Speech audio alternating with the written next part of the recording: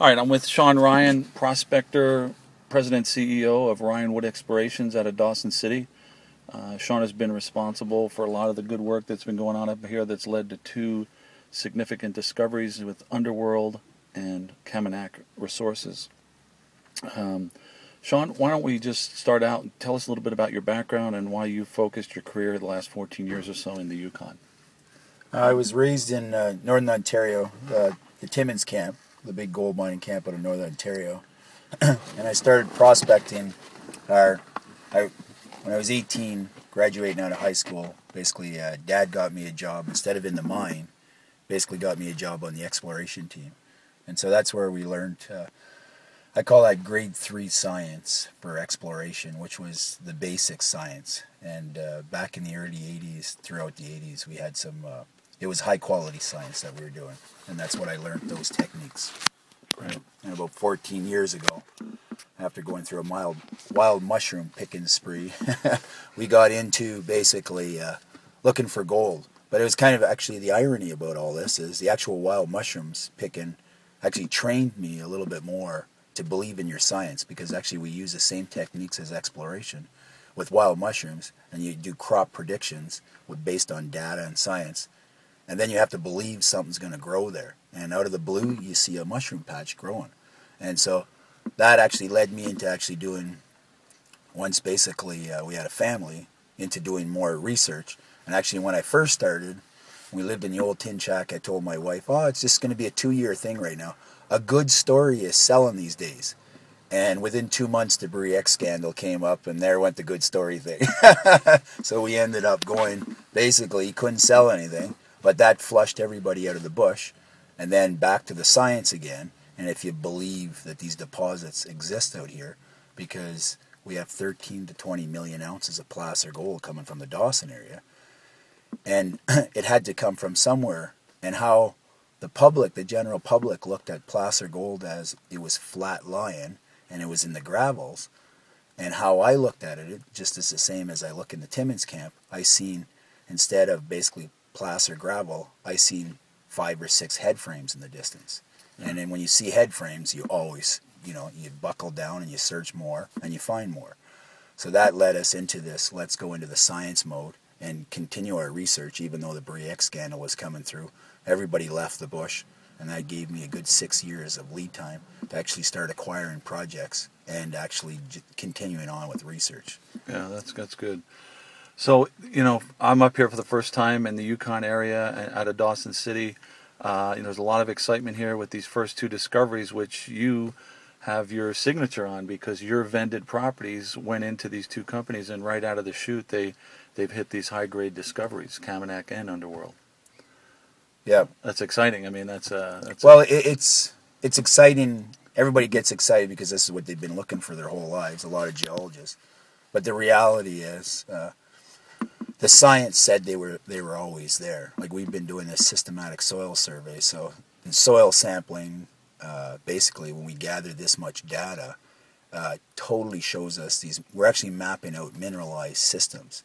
And the irony is in Dawson, in the Yukon, we could actually take soils, which are a very simple process, and but you had to do it in a special way, and that actually you could map out your mineralized systems.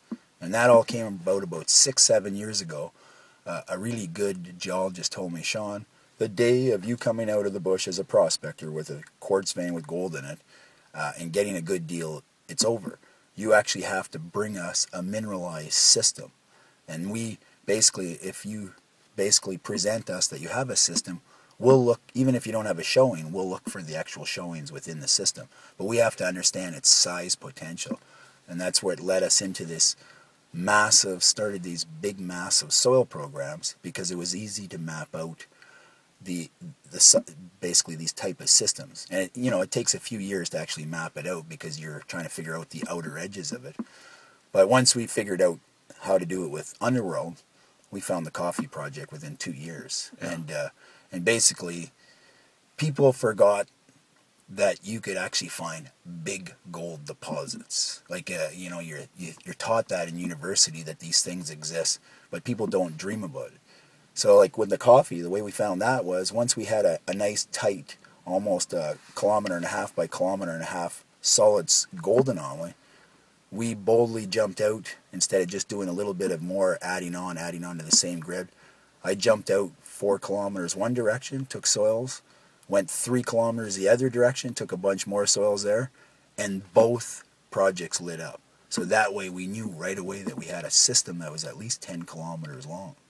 And you have a prospecting system that obviously now is working very well, and you've got a track record to prove it. So yeah, and now it's basically it's collecting the data, and we have a whole team. And basically what we designed is, the industry used to consider soil sample people as the grunts of the business, the lowest people on the totem pole, and what I inevitably did is put them up on the highest, the best, we put them on top of at the highest level, that they were the most important, because if they didn't gather quality data, we would never be able to follow through with them. Because once I wasn't taking the soils because we had so many jobs, then I had to make sure that the soil samplers were the most important part of the equation. And so, because inevitably, like the white discovery, which is close to 2 million ounces plus, was found with 2 soils. Wow. And it seems like in the industry in the last 10 years, with all the money that's gone into the ground, we've had very little discovery. It seems like we've forgotten about grassroots, get the boots on the ground, exploration kind of work that you're talking about. Yeah, well, this is what that all happened about 10, 12 years ago. Like once the Bre-X scandal went through, we used to have the Tech, Kaminkos, and Placer Domes, and Homestakes, and Barracks, all doing regional grassroots. And when the downturn hit, they decided, instead of doing research in regionals, they actually decided to buy deposits or buy other juniors or mid-tier guys.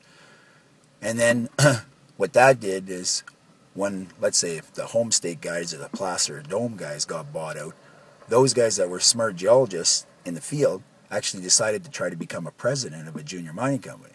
And so we lost a lot of good, solid people that were in the bush, like basically hands to the ground people. Right. And they decided to wear a different hat. And what happened was, and the majors were hoping they were going to fill the void of looking for new stuff. And what happened was, the juniors realized they only have a 2-year shelf life. You don't find nothing in 2 years, your market's, you're dropping. So they decided that they couldn't risk looking for anything new, and they just started looking at old showings or buying up old showings and re-drilling in the back end and trying a deeper drill hole here and that, different IP techniques. And inevitably, in the last 10 years, everybody stopped actually doing big regionals. And so this is where I came in with our little niche model. It was that we pretty well center on doing big, like regional soil sampling programs, looking for new targets every year, but with an idea that there's a system of a continuous pipeline of projects coming through, because we're always finding new stuff. But it's because we're probably one of the main companies doing most of the big regionals up here. Yeah. So like in a case where, I've seen a lot of, they talk about doing soil samples and geochem work. Company might be doing several thousand samples, whereas you're doing tens of thousands. That's exactly. Okay, that's the main difference. Yeah, and it's kind of like pulling lotto, like pull tabs in the lotto industry. Like, the more pull tabs you pull, the more assays you do, the more soils, the better your probability gets to finding something. So that's where we racked that up a notch, and like literally this year we're looking at between 60 and 70,000 soils. That's massive. If anybody doesn't understand how much work that takes, and this isn't an area where you have to helicopter in. There's not roads in many of these areas up in the Dawson Creek or Dawson City area where all these activities going on. So, why don't you tell us a little bit about how you helicopter in these lightweight backhoes as to actually do the work? That became part of the process. That it's kind of like shooting moose. If we're working in the bush and you shoot a bunch of moose, then you got to start skinning them and gutting them, and then the real work starts. So getting soils is a relatively lightweight job because it's just one man in the bush running around, or a group of men. But it's like you come up with all kinds of targets. So how do you process these targets? So that's why we come up with this lightweight excavator hoe that we could sling around with a helicopter, and it only burned a couple of gallons of gas a day. And it basically starts following up on all our soil samples. So we could actually quickly evaluate and set up the soil anomalies to a drill ready stage with doing these lightweight excavator trenches. Yeah, so you're basically trenching or poking a hole, what, a couple meters down? Where the hose basically dig down about 2.5 feet, and they're grabbing representative rock samples, and we know that that's not going to be a true representative sample. So what that ends up doing is, but that gives us, it's almost like the next level below the soils, and such as like we got on Underworld, we had 37 meters of 0.9 grams. And when we drilled under that, we had 18.5 meters of 4.5 grams. So the values were always better. So everybody thought that could be fluke, and we went over and did the same work on the coffee project last year and lit it up. And what you're seeing the results this year is of all our trenching from last year. That's great.